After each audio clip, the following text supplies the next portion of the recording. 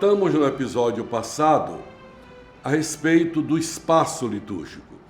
Agora, hoje nós vamos concentrar o nosso olhar sobre os objetos usados na liturgia, particularmente na Santa Missa. Sem dúvida, o objeto que realça mais no altar é o cálice, e deveria ser o cálice. O cálice pode ser de metal precioso, de preferência por ser destinado a conter o sangue do Senhor. Até São Francisco, que é o homem da extrema pobreza, dizia que para o altar deveriam ser as coisas melhores, os objetos mais preciosos, porque se trata do corpo e do sangue de Cristo. Então, não é uma questão de luxo, mas questão de quem é honrado com este objeto. Mas pode ser um cálice simples. A maioria dos cálices são de alpaca, até de alumínio. Hoje em dia também encontramos muitos cálices feitos de cerâmica. Agora aí tem que ser bem revestidos para impermeabilizar, para que não aconteça do precioso sangue ser absorvido pela cerâmica. Mas o importante é que o cálice seja nobre, simples e belo, para honrar a quem ele contém, que é o sangue do Senhor. Então, o cálice normalmente deve ter uma certa altura e se distinguir dos outros objetos no altar. E, de preferência, um único cálice contendo o vinho necessário para aquela celebração, de preferência. Se por necessidade há mais cálices, que eles sejam de menor importância no tamanho, na aparência, para que realce um cálice, como se diz na carta de São Paulo, um só pão e um só cálice. Depois existe também a patena. Patena é um pequeno pratinho, prateado ou dourado, do mesmo material do cálice. Material simples, revestido, às vezes de prata, ou um banho mais significativo, prateado ou dourado, sem necessariamente ser de ouro ou de prata. Tudo para honrar a quem ele vai servir, o corpo e o sangue de Cristo. De preferência, a patena deveria ter possibilidade de não só ter a hóstia grande, aquela que é mostrada ao povo, mas também outras, porque a hóstia grande, irmãos e irmãs, não tem nada de diferente da outra. Ela é feita do mesmo material, pão ázimo. Agora, ela é grande só para ser vista de longe, só para isso. Então, de preferência, a hóstia grande e as hóstias menores, que se dá ao povo, porque o padre também parte a hóstia grande, ele não comunga de uma vez ela inteira, nem caberia na boca da gente. Então se parte, enquanto parte se diz Cordeiro de Deus que tirais o pecado do mundo. Pois bem, aí significa que nós vamos, com esse pão junto, dizer nós participamos do mesmo pão, do mesmo cálice. Não há distinção na comunhão naquele que é recebido pelo padre, o bispo, ou aquele que é recebido pelo fiel.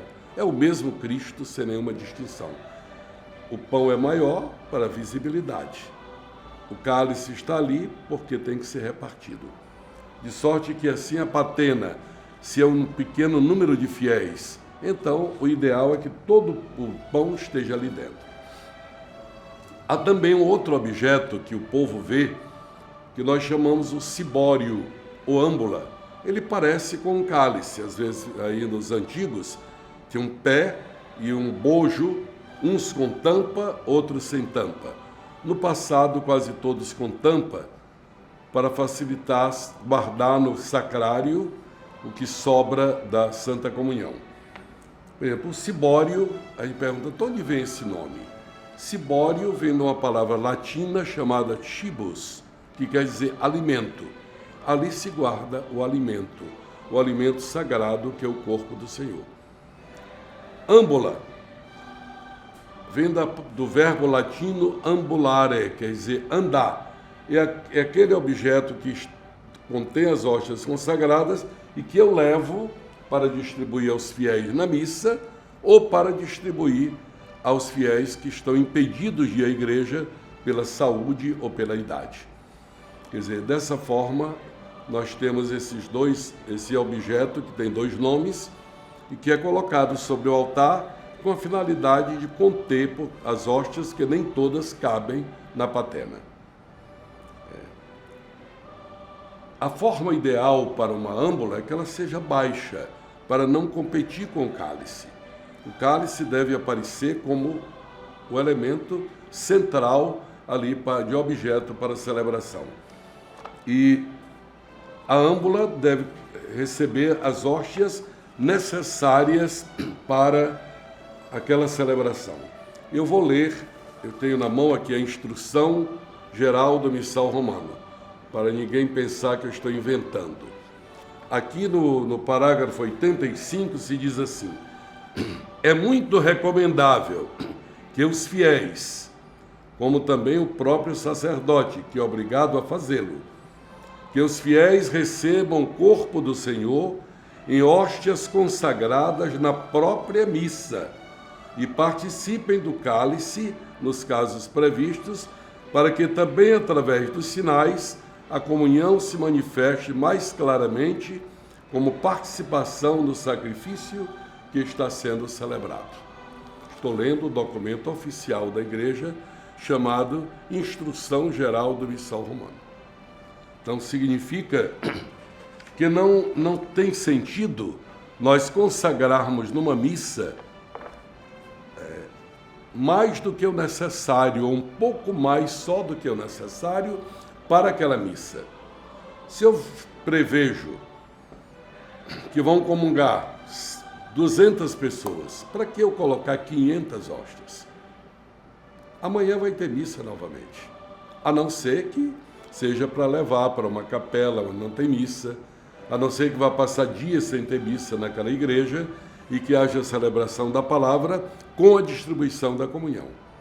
Mas só para guardar no sacrário, irmãos, qualquer pessoa que use um pouco de massa cinzenta pode concordar comigo. Se eu já tivesse o pão consagrado no sacrário, para que celebrar a missa? Para que celebrar a missa? Não já tem um pão consagrado? O vinho não já está consagrado? O vinho não já está consagrado? Não tem sentido. Quer dizer, nós precisamos consagrar na missa as hóstias necessárias, o pão e o vinho necessários para aquela missa. No caso do pão consagrado, que nós guardamos e chamamos reserva eucarística, já tive a ocasião nesta série de falar sobre isso. Reserva eucarística, o nome está dizendo, reserva, para quando não tiver o necessário. Aí entra a reserva. No sacrário fica para levar os doentes, para a Santa Comunhão, quando não tem missa, para adoração, mas não para ser. O sacrário está abarrotado de hóstias consagradas, dispensando a consagração na missa. Isso não é questão de preciosismo, isso é uma questão de sentido, sinais e símbolos na liturgia. É o tema da nossa série. O sinal aqui é: o pão é consagrado e é consumido na própria missa. Nós consagramos o pão que nos vai fazer um só corpo, aquele pão, aquele cálice. Não vamos entrar em mais explicações, mas isso é necessário. Há objetos que são usados nas celebrações, inclusive da missa, mas que não são objetos de importância, são acessórios, como, por exemplo, galhetas, como se usa nas refeições, com vinagre e óleo. Na missa, água e vinho. Galhetas, só para guardar o vinho necessário para aquela celebração. O lavabo, aquela jarra com bacia em que o sacerdote lava as mãos depois de incensar, de apresentar os dons de pão e vinho, lava as mãos. Chama-se lavabo, como a toalhinha para enxugar as mãos. Coisas simplesmente práticas. O turíbulo, já tivemos a ocasião de explicar o turíbulo. O turíbulo que é um objeto onde se coloca brasas acesas e aí se põe incenso, que sobe como sinal de homenagem ao Senhor. Até o século XI, o turíbulo não era como hoje, com aquelas correntes que a gente balança. Ele era simplesmente colocado no chão, estava o incenso e ele subia como sinal da nossa homenagem. Hoje é mais comum com as correntes para incensar ao redor do altar, incensar a comunidade, as imagens, incensar o sacerdote, o livro da palavra, etc. A naveta, o nome vem de pequeno navio, tem a forma do naviozinho, onde se guarda o incenso, é a naveta.